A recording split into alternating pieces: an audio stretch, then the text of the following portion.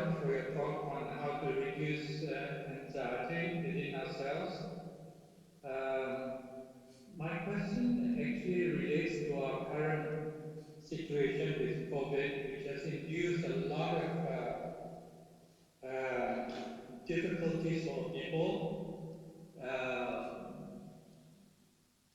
public at large, the people who are in the front line having to deal with the situation.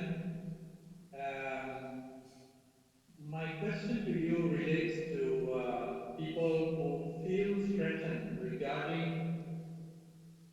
their job situation.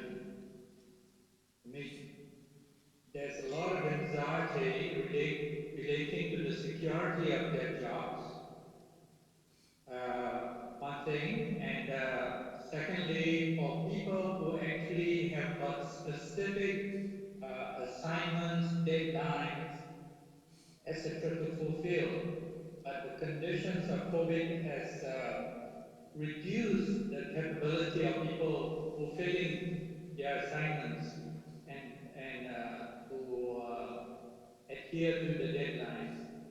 So these are very real situations, and I just wonder whether Bhante, if you have any advice regarding how to deal with the anxiety related to jobs, rather than the anxiety about getting COVID. I mean, that's another very big anxiety, especially people of my age.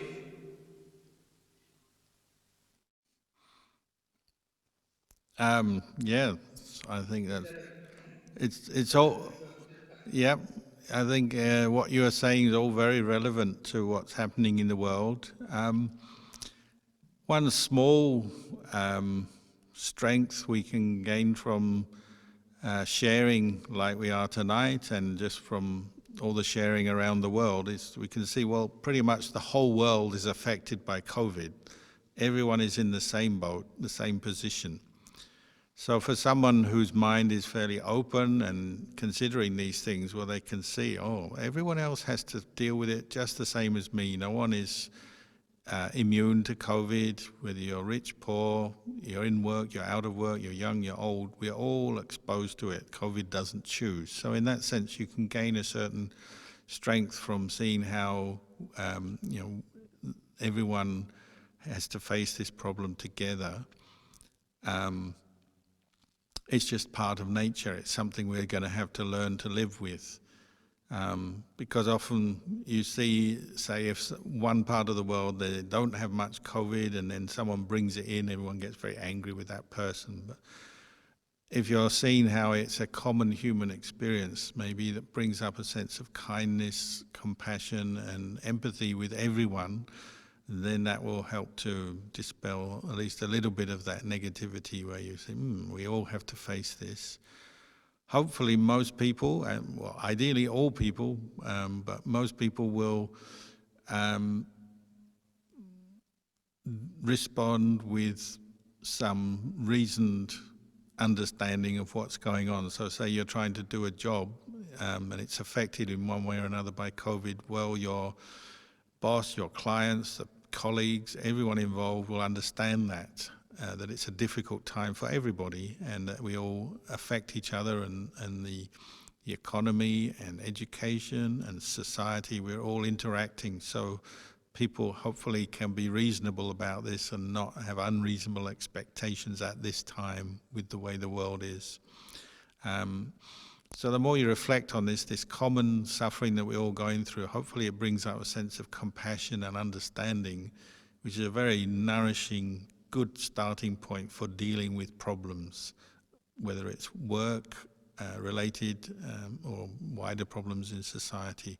If one has some kindness and compassion, that nourishes the mind in a way that helps you to think through things reasonably and look for good conclusions. Like if you just go to negativity and anger and start blaming someone, blaming the government, blaming this person who caught COVID and then brought it into my neighborhood or whatever, When you're angry, you don't produce very good thinking. Your thinking is not very well reasoned. You tend to be caught up in the emotions, so you don't get good outcomes when you're considering problems or communicating with other people, trying to deal with the issues that you brought up. If you're just coming from anger, negativity, you'll suffer more, and you tend to add fuel to the fire and maybe make other people suffer more as well as yourself.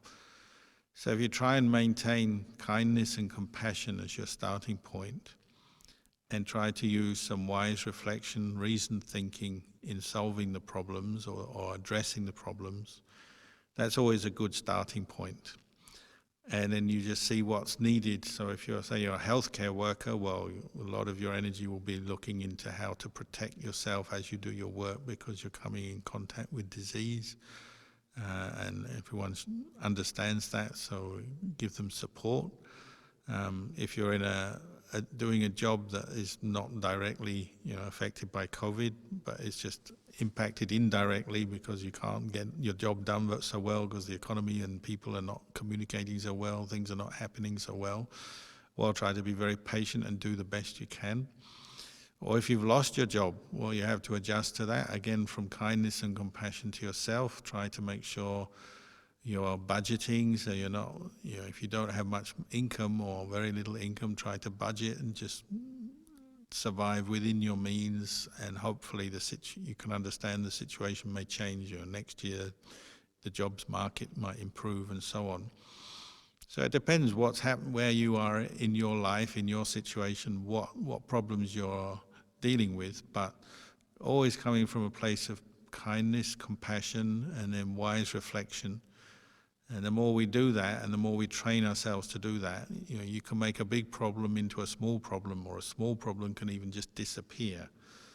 Whereas if we come from a place of negativity, complaining, or fear, and we give in to our fear, and that's sort of driving us, then we tend to make the problems bigger, worse, and make them worse not just for ourselves, but for the people around us as well. Thank you, Luang Por. Next, can we invite Bhavani to ask the next question? Bhavani, could you unmute yourself?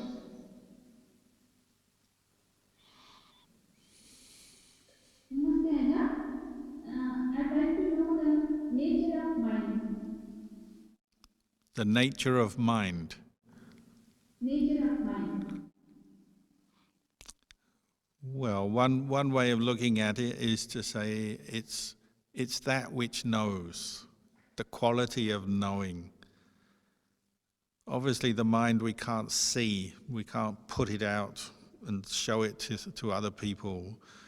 What we see is the body. What we experience first in any kind of interaction is the physical world, the physical body. We see, we hear, we sense the body, our body, other people's bodies. The mind is more subtle. So this is one reason why we train in mindfulness and samadhi and investigation of the truth, because you're dealing with this subtle mind. You have to get to know it. And it's to get the mind to know itself, it's quite difficult, isn't it? You're looking back on your own mind, whereas our habit is always to go out to know about the world and not see the mind that is knowing, but just to get involved in the objects and the things that are known. When you're meditating and developing mindfulness, you're turning your attention back on itself and getting to know the mind itself. And a good way to do that is practice with a meditation object like the breath. So when your mind becomes firmly anchored in mindfulness of the breath, you start to know the mind from moment to moment. You can see the mind, you're aware of the mind from moment to moment. You know where it is because it's with the breath. At that moment, you can really start to investigate what consciousness is, what the mind is, because you know where it is and you've got it in the laboratory for you to experiment on and learn about now. Whereas before you had mindfulness and samadhi, your mind was all over the place. It's like, if you have ever worked in a laboratory with white mice, it's like the white mice have got out of the cage and they're running everywhere and you can't do any experiments. Maybe that's not a very good simile, because white mice often end up getting killed in experiments, but you know what I mean. The mind goes everywhere when it's not trained, and you can't really see it or know it. But actually, when you train it, now it becomes something you can know from moment to moment, and you can investigate the nature of consciousness. And probably the most important insight is that this consciousness is not a self, it's not a being, it's a conditioned thing that arises, passes away according to causes and conditions. So it's not a self. It's constantly changing. Consciousness is changing from moment to moment. It's being conditioned. That's something to investigate. You know, the Buddha gave us the tools and the reflections to investigate. Now we have to go away and investigate for ourselves. Thank you, Luang Por. Can we now invite Pupu to ask the next question? Pupu, could you unmute yourself? Thank you, Bante, for today's talk. I'm Apul from Sri Lanka. I have a question here in Sri Lanka. These days, actually, we are facing to a big issue, big problem, because most of monks, I think more than 50 monks, claims that they are Arahant, and the truth is telling the Dhamma which are being taught by them is truth. So this is what we are facing in Sri Lanka now. And my worry is one of famous monk is one of my friends. So I'm associating with him, but I know that the teaching of him is incorrect and going against Dhamma. But he is claiming that he is an Arahant.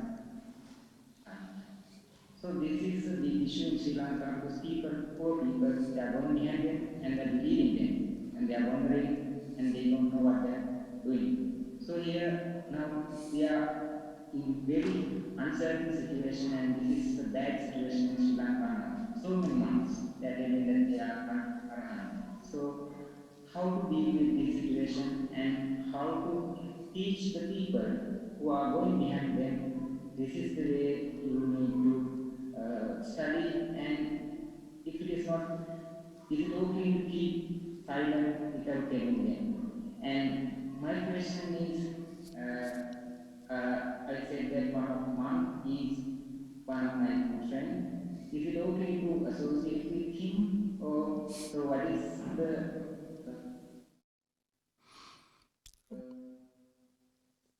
Yeah, I understand the problem. how should I deal with him? Thank you very much. Yeah. How can we know if he is an Arahant? Well, maybe you can't, and that's maybe the first thing is maybe we don't know who is an arahant or not. So proceed with caution.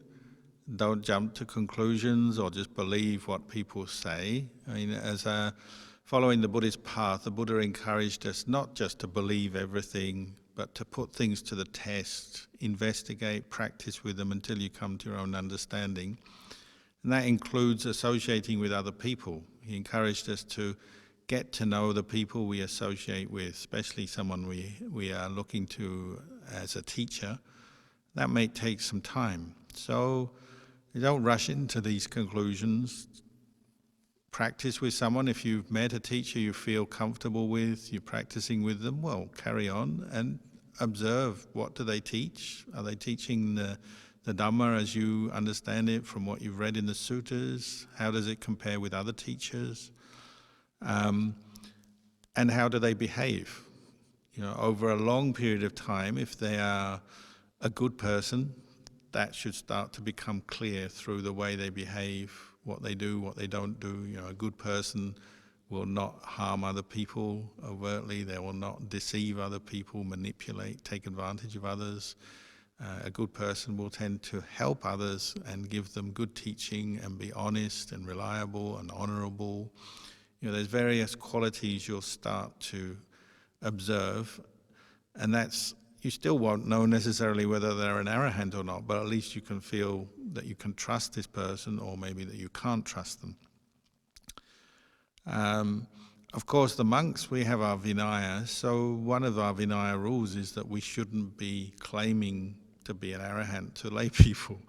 If you read the Vinaya and the commentaries on the Vinaya, well, you'll see there's stories about this from the time of the Buddha, which explain very well why the Buddha introduced this rule. It's, like you say, it can lead to a lot of confusion in the laity. Somebody maybe makes false claims, or they may think they're genuinely an arahant when they're not. So, as a general guideline, if monks are claiming to be an arahant, usually a little bit suspicious of that. Why are they doing that? Because it's not in line with the Vinaya or the teachings of the Buddha. You know, the Buddha encouraged us to keep the rules and let go of our ego. So if you're genuinely an arahant and you let go of your ego, you don't need to tell anyone. As I said, we don't know for sure the mind of another person, we don't know for sure, but maybe that's one clue, is somebody is claiming this, claiming that. Maybe they're deluded a little bit, or the sense of self has got away with them sometimes. My teacher, Ajahn Chah, he would never say something like that, oh, I'm an arahant. People would ask him, and you just say, you'd either stay silent or change the subject or talk about something else, or he might say, well, there's nothing to be. I'm neither am nor not. Give another teaching. Sometimes people will say, are you a bodhisattva or an arahant? And he said, there's nothing to be here. And if you try to be anything, you'll suffer, because being leads to suffering. It's a clinging. So don't cling to anything. Don't cling to being an arahant. Don't cling to being a bodhisattva, for example. He would teach like this. And so you get used to that way of teaching, and he would never go in the direction of making claims, whether he claims about samadhi or attainments. So once you get used to that, if he was then to introduce the concept, oh, I'm an arahant, it would seem out of place. He never did that. But if he had, it would have seemed out of place.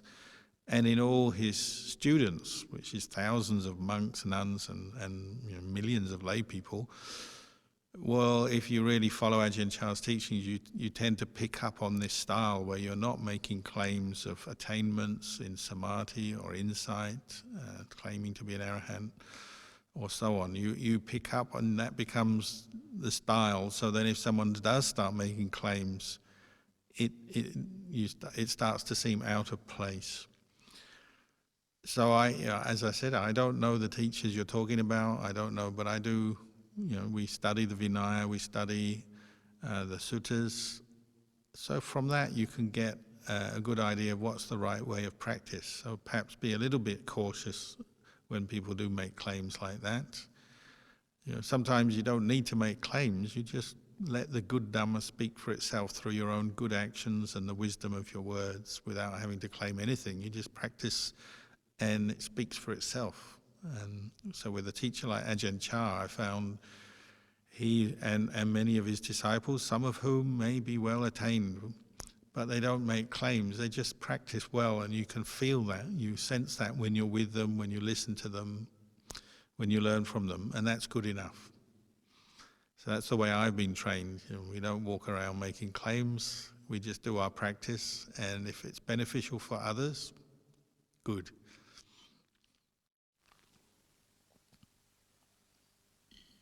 Thank you, Luang Por. Are there any more questions? No more questions for tonight? If not, could we invite you to share about the upcoming retreat to the people in the session? Very good. So I think you can see on your screen there's a poster there just telling you there's going to be a virtual retreat just the last 3 days of the year, 28th, beginning the night of the 28th of December through to the night of the 31st. Normally in our monastery here, those of you in Melbourne will be aware, every year we have a retreat for people that come into the monastery and camp, and we have a 5-day or a 7-day retreat. But because of the COVID restrictions and the uncertainties around that, we haven't organized that this year. So we thought just to make an offering of a Zoom retreat online for those 3 days, which you'll be able to join. You can register and set aside the time to join that retreat if you wish. You might say better than nothing. No retreat in person, but online at least it's something.